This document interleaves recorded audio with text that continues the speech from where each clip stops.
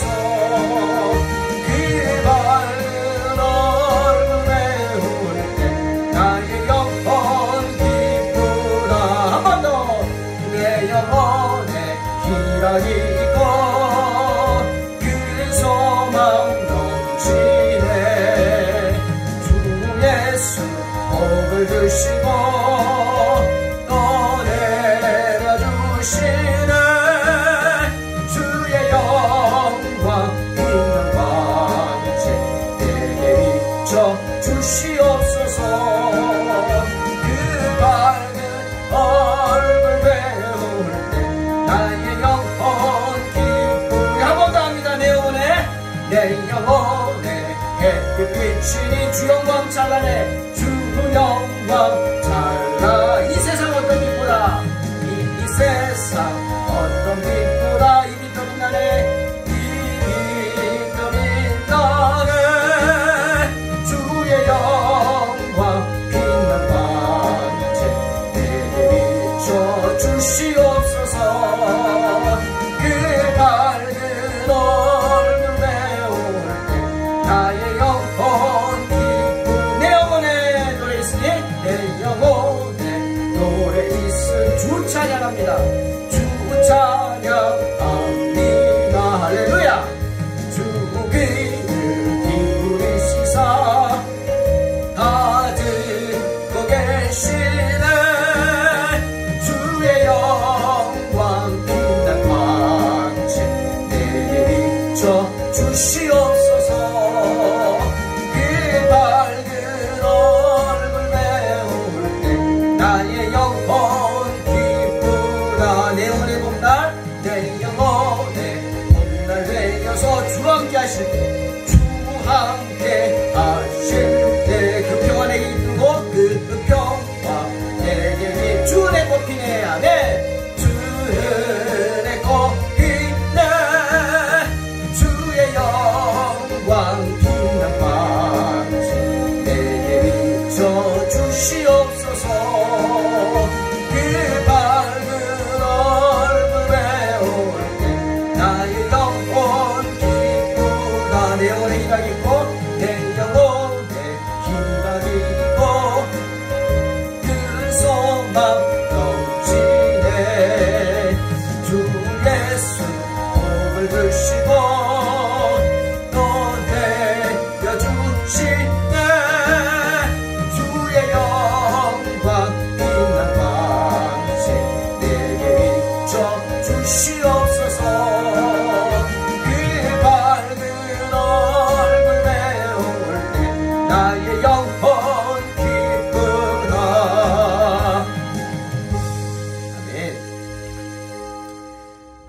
말씀 창세기 4장 1절로 2절입니다.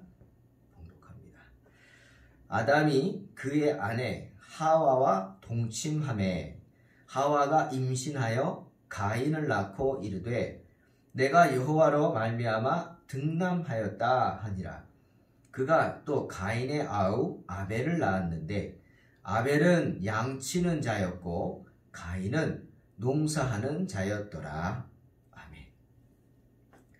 오늘은 아담의 아들들에 대한 이야기입니다. 요즘 물론 그 의미가 많이 퇴색되긴 했지만 또 뭐 여성 상위 시대로 여성들의 인권이 어떻게 보면 남자보다 더 높은 것 같은데, 그래서 아들, 딸 구별하는 게 이제는 구시대적 발상이라고 생각들 하지요. 하지만 아직도 그래도 우리나라 사람들에게는 이 아들에 대한, 특히 장남에 대한 애착이 있습니다. 아들들이 많이 있어도 장남이 최고죠. 어머니들에게 그런 생각이 아직은 여전히 있는 것 같습니다.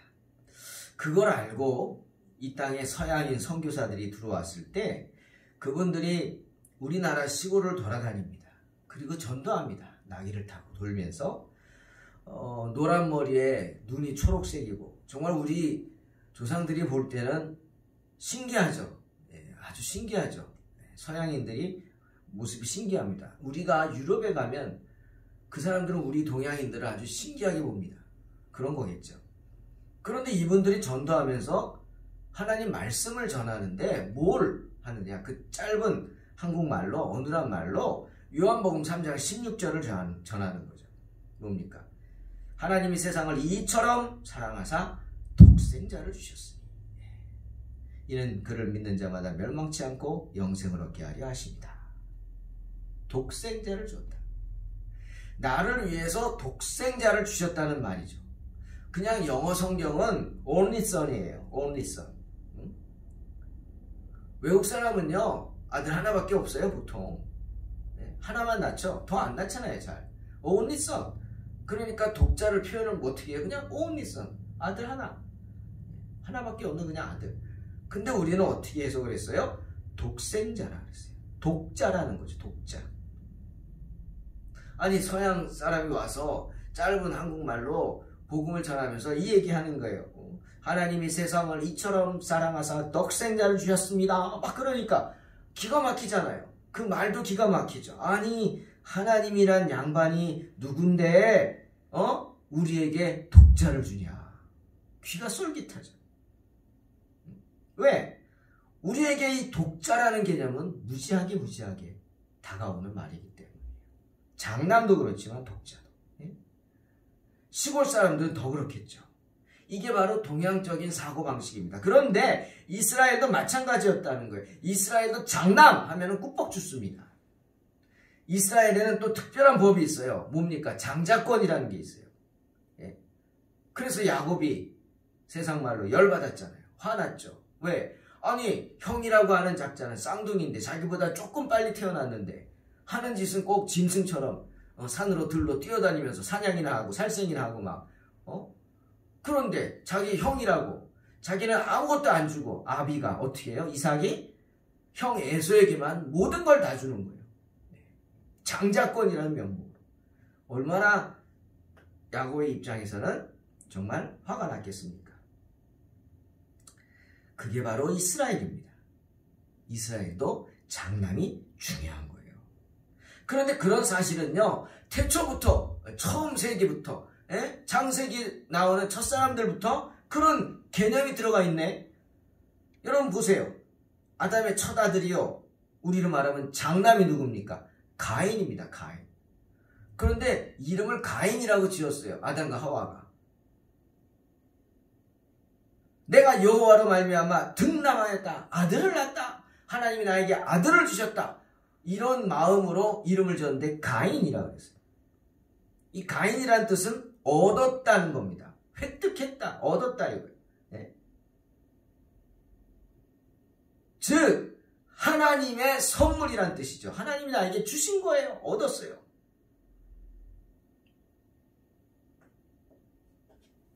그리고 이 가인이라는 의미에 또 다른 뜻이 있어요. 그게 뭐냐면 작살을 뜻해요. 작살. 던지는 작살, 창. 예?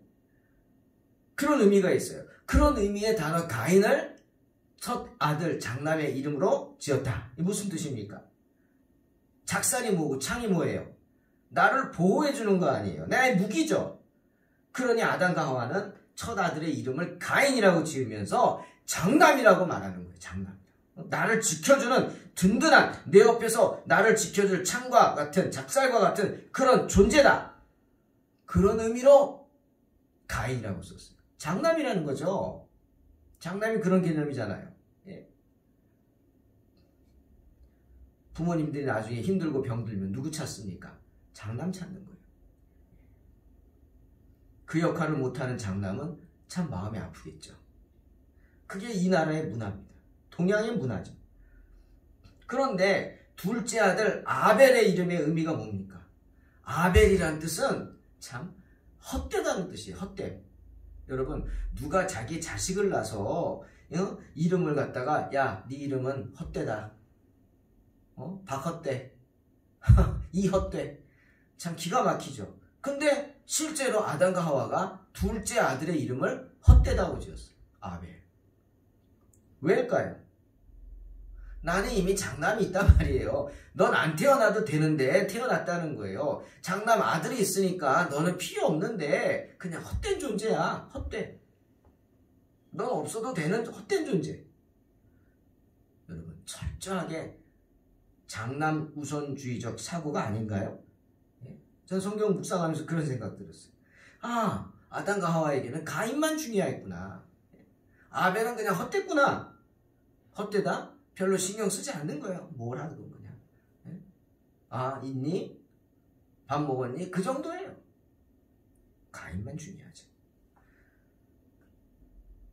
그런데 아담과 하와에게는 가인과 아벨만 있는 게 아닙니다. 후에 아담과 하와는 오래오래 살아요. 예, 창세기 5장 4절 보니까 아담은 셋을 낳은 후 800년을 지내며 자녀들을 낳았다. 그래서 930세에 죽었다라고 말합니다. 이 땅에 태어나서 930세니까 한 900년 동안 자녀를 낳은 거예요. 그러니까 얼마나 많이 낳았겠어요. 여러분, 자녀들은요, 하나님의 선물입니다. 하나님이 우리에게 주신 귀한 선물이죠. 요즘 힘들다고 아이를 안 낳으려고 하는데 아니, 그건 몰라서 하는 말이에요. 낳을 수 있으면 낳아야 돼요.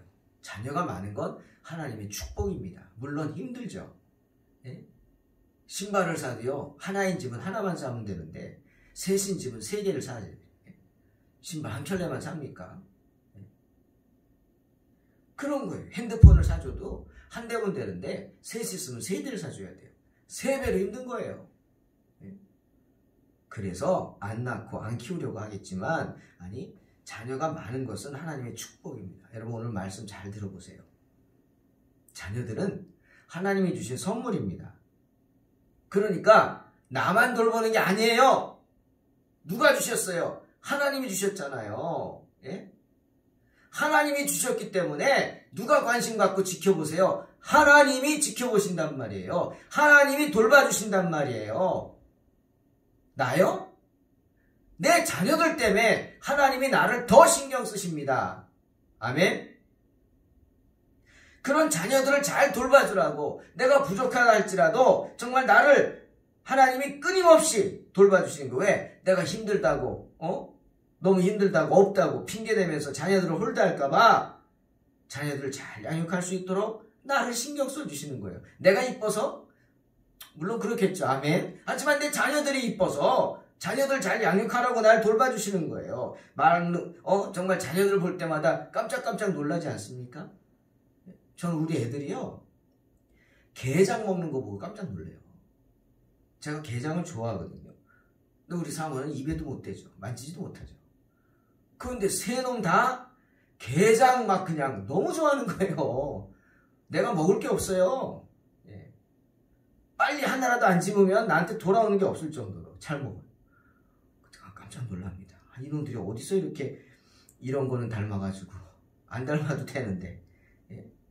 먹는 것, 말하는 것, 행동하는 것, 놀랍도록 저랑 닮은 자녀들을 보면서 야, 이거 정말 신기하다, 그런 생각이 들 때가 많습니다. 여러분, 자녀는요, 아비를 닮습니다. 그렇듯 아무리 부족해도요, 아무리 내가 못나도요, 비록 내가 하는 일마다 요즘 제가 하는 말, 똥멍청이 같은 짓을 하도요, 똥멍청이 같이 그렇게 행동한다 해도요, 나는 하나님의 자녀입니다. 그러니 나는 하나님을 닮을 수밖에 없어요. 나도 모르게 닮아갈 수밖에 없는 거예요. 하나님의 자녀니까. 그러니 하나님이 나를 얼마나 불쌍히 여기시겠어요. 이 모양 저 모양으로 나를 수시로 돌봐주시지 않겠어요? 왜? 하나님의 형상을 닮은 내가 여기 있는데, 내가 잘못된 길로 가면 누가 마음 아파요? 하나님 마음 아프시니까. 하나님이 이 모양 저 모양으로 붙잡아 주시고 지켜주시는 줄로 믿습니다. 시편 127편 3절 5절. 보라, 자식들은 여호와의 기업이요 태의 열매는 그의 상급이로다. 맞잖아요. 자식들은 여호와의 기업이요 태의 열매는 그의 상급이에요. 내 상급이라고요. 내 자녀들이 내 상급이라고. 하나님 앞에 내가 받을 상급이라고요. 젊은 자의 자식은 장사의 수중에 화살 같다. 나에게 힘이 되는 존재들이죠. 이것이 그의 화살통에 가득한 자는 복되도다. 그들이 성문에서 그들의 원수와 담판할 때 수치를 당치 아니하리로다. 참 지질이 못난 사람도 많았죠. 하지만 야곱의 12아들 얼마나 야곱에게 큰 힘이 됐습니까? 그렇다는 거예요. 사랑하는 성도 여러분, 자녀들 때문에라도 주님께서 나를 살려주십니다. 자녀들 때문이라도 하나님께서 나를 선하고 의롭고 복된 길로 인도하시는 줄로 믿으시기를 주의 이름으로 축원합니다. 그러니 어떻게 해야 돼요? 믿음으로 자녀들을 잘 키워야 되는 것입니다. 가인과 아벨은 둘 다 직업을 가지고 있었습니다. 신학에서도 계속 말하죠.